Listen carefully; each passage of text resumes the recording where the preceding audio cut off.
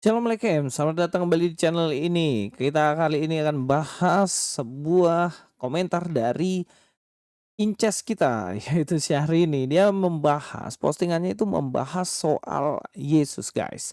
Dan dari postingannya itu saya heran kenapa dia mendadak bahas soal agama, atau jangan-jangan karena akhir-akhir ini rame ya artis-artis bahas tentang Kristen dan kemudian mulailah dia mulai masuk melalui tweet yang sebenarnya dia sendiri gak paham apa yang dia katakan gitu.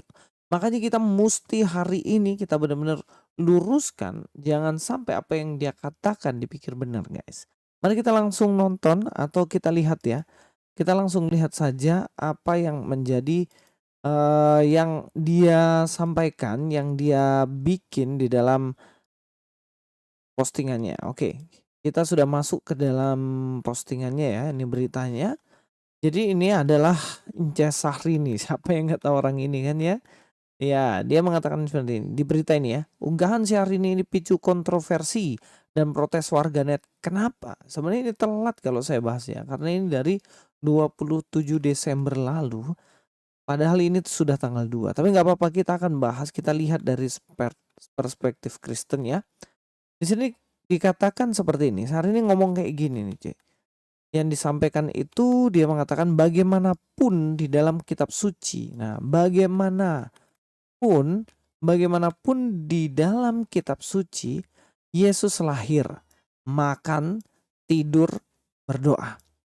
Nah, ini dikatakan bagaimana Yesus lahir, makan, tidur, berdoa. Ini semua kemanusiaan Yesus yang mana ia lakukan ya. Dan dari sini dia berangkat menuju kata dan punya keterbatasan pengetahuan.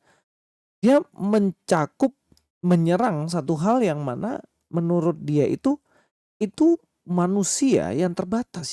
Yesus itu dia makan, minum, bahkan dia terbatas pengetahuan atau omniscience-nya terbatas.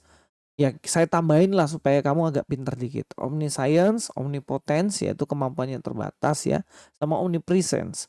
Omnipresence adalah ketidakterbatasan dia dalam hadir di satu tempat. Hal-hal ini terbatas sehingga dia dari sifat-sifat Yesus yang terbatas ini kemudian dia bilang begini. Sementara Islam mengajarkan bahwa Tuhan selalu sempurna. Sekarang kamu bahas bahas Yesus Kristus, kemudian kamu bandingkan dengan Islam yang mengatakan Tuhan itu selalu sempurna. Sekarang pertanyaan saya, Yesus itu adalah Allah yang jadi manusia. Dia membatasi dirinya untuk jadi manusia. Terus kamu angkat kemanusiaan Yesus itu untuk berusaha nyerang orang Kristen. Itu maksudmu apa sehari ini?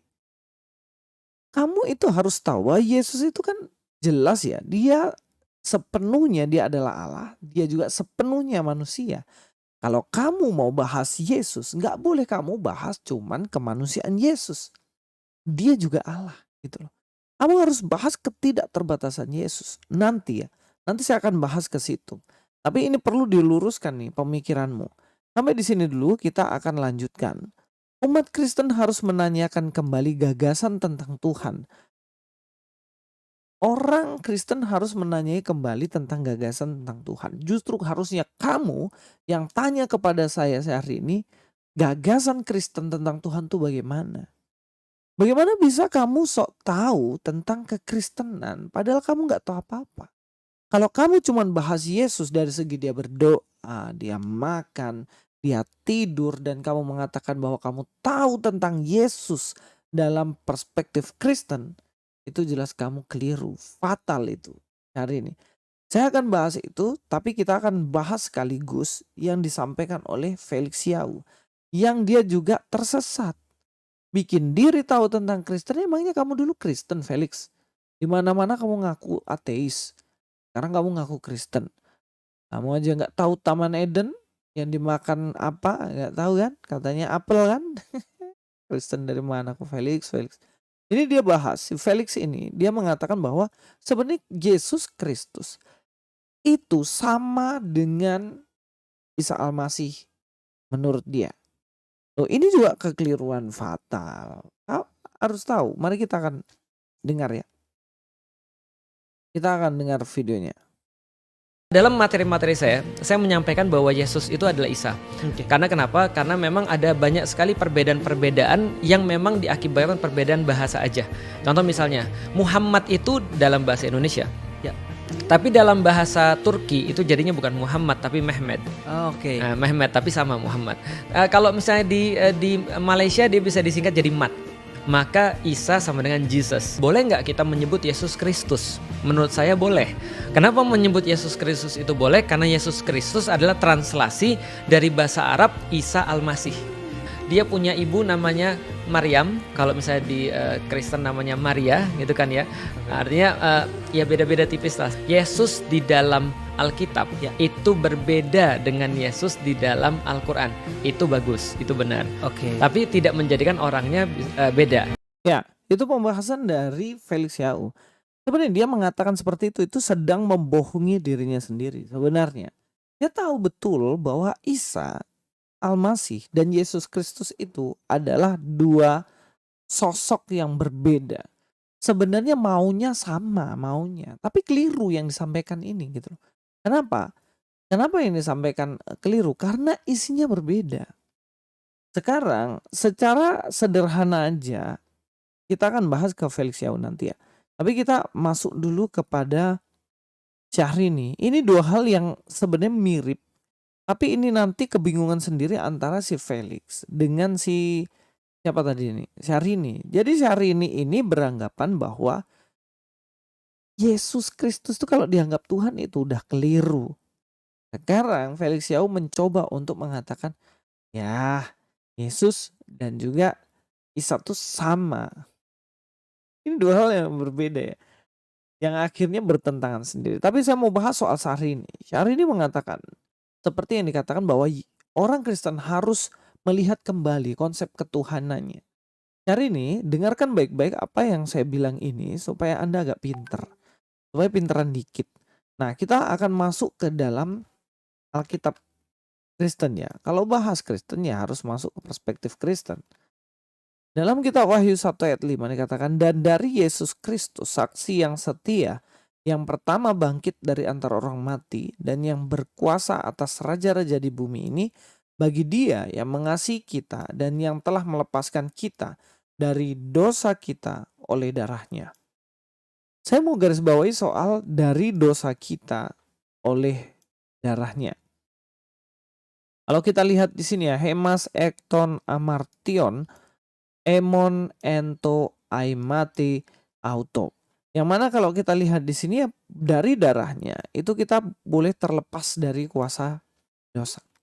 Saya jelaskan konsepnya. Kenapa kok Yesus itu harus bisa makan, bisa minum, dia tidur, dia bahkan bisa secara manusia itu kok harus seperti itu? Kenapa Allah yang tak terbatas itu harus menjadikan dirinya terbatas? Karena satu tujuannya, yaitu supaya dia mati untuk menebus dosa-dosa manusia. Kalau dia tak terbatas, dia masih tak terbatas. Atau dalam pribadinya Allah Bapa yang tak terbatas itu, ya gak mungkin dia dipaku mati di kayu salib. Gak mungkin. Makanya kenapa dia harus jadi manusia? Kenapa dia harus mengambil rupa manusia? Supaya dia ini bisa mengalami yang namanya kematian itu. Sampai di sini saat ini, kamu harus tahu kenapa kok Yesus harus terbatas.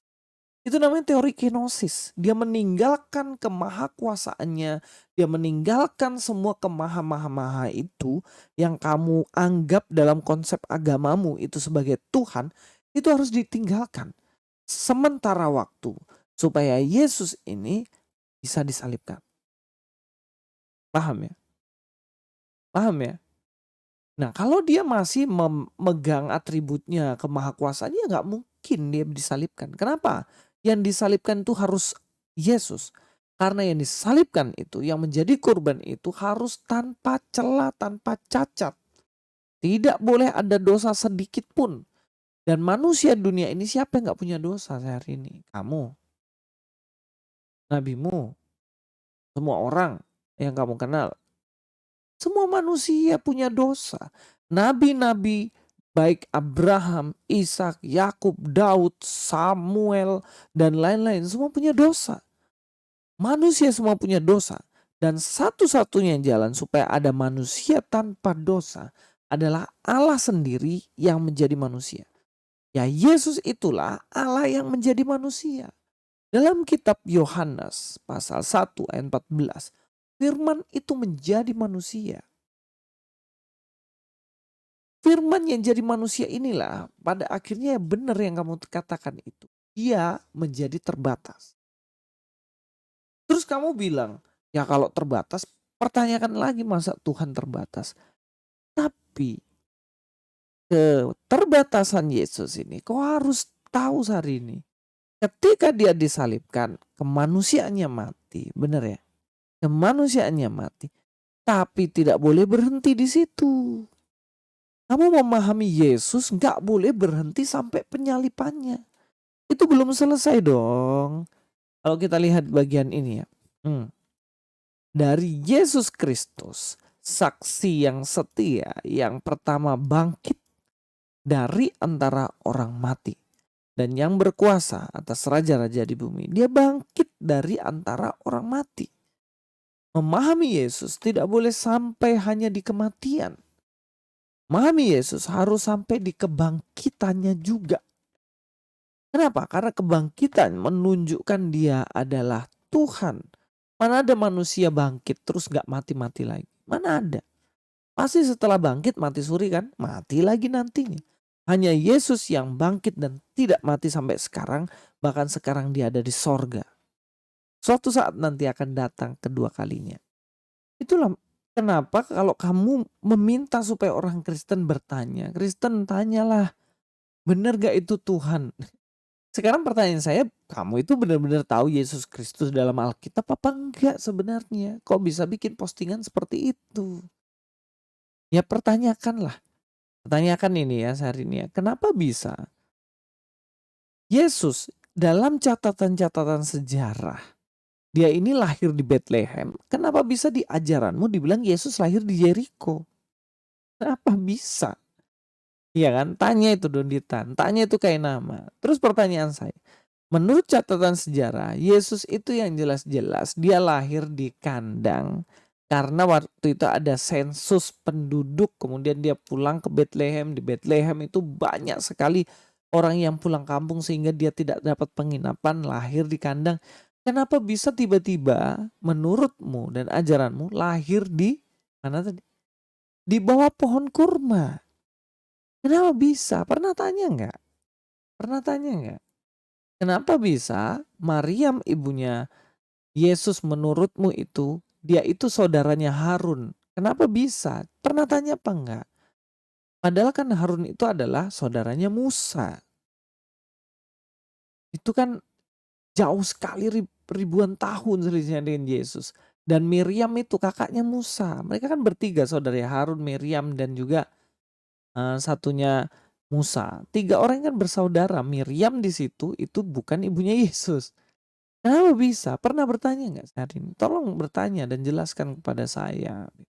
Nah ini juga bersambung dengan apa yang disampaikan oleh si Felix Yau. Felix Yau mengatakan ya perbedaan antara Yesus dan Isa itu hanya perbedaan bahasa.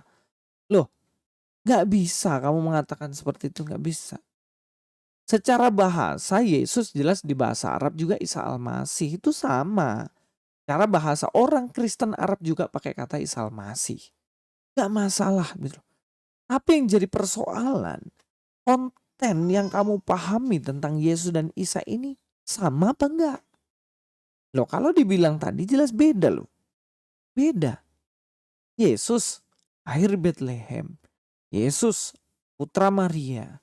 Yesus dia lahir di kandang. Kisahnya jelas berbeda. Yesus mati di kayu salib.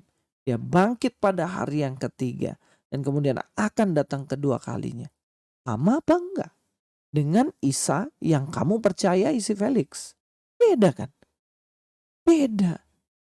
Jadi jangan hanya bicara, oh itu beda, cuman beda Beda apanya tadi tuh? Hanya beda secara bahasa. Oh nggak bisa, kamu harus jujur bahwa Yesus dan Isa beda secara esensial. Ya saya nggak tahu ya, mungkin maksud Anda itu sama Yesus yang itu. Tapi faktanya beda, faktanya berbeda. Anda tidak mempercayai Yesus yang sesuai fakta sejarah.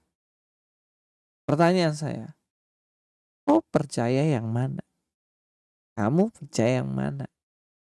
Yesus yang lahir di Bethlehem menggenapi seluruh nubuatan perjanjian lama yang di Bethlehem, dan juga dia lahir di kandang, yang dia mati di salib dan juga bangkit pada hari yang ketiga, naik ke surga, turun lagi kedua kalinya nanti.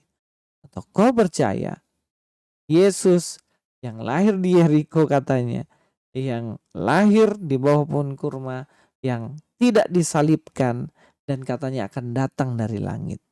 Yang mana yang Anda percaya? Jangan kabur imanmu, Felix dan Syahrini.